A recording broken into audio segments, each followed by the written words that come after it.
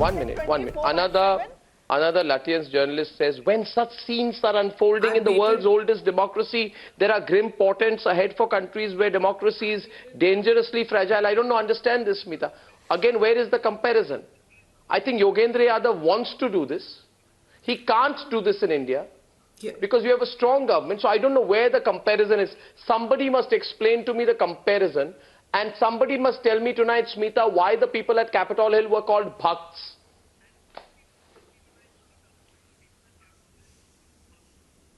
Yeah.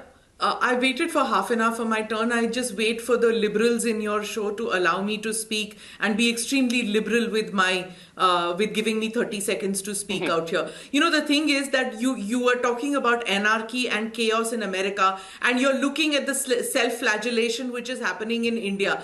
And you know, this thing of chhati pitna, which we say, there's just like, you know, anything happens anywhere in the world, we find parallels within our country. I just don't understand that this, innate sense of low sense of self-worth that some people have in this country, and the shame that people have, the sense of shame that people have in the country, I just cannot understand. We have democracy which works. We have smooth transition of power that has taken place in our country regardless of this multi-party system which we have, which results in khichdi governments that come in, coalition governments. In spite of that, largest party in which gets elected sits in the opposition. We've had a weird phenomenon of people who were not prime minister candidates becoming prime minister, but then nobody objected to it. Smooth transition that takes place, and there is where one cannot understand where people like the ones that you pointed out find systems collapsing in our country. Why? The media is functioning in this country, but they will point and say that the media doesn't function.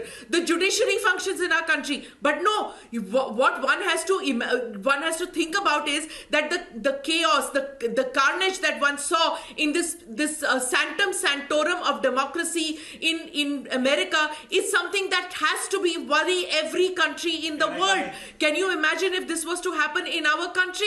No, we can't imagine, right? Because when terrorists tried to enter the parliament, you saw what happened. So we know that our system, our law and order works in our country. And if Modi commented on it, so did Trudeau, so did Boris Johnson. So what is the sense of shame? Why should we blame our prime minister for saying something, what he did, what other heads of state did, heads of government did? Why? No, because if America goes into a state of chaos, it is global chaos. Spin-offs will occur, markets will tumble, partnerships of international significance will be put at jeopardy. So it is necessary for democracies like ours to see to it that America doesn't go into a sense of chaos. Thank you.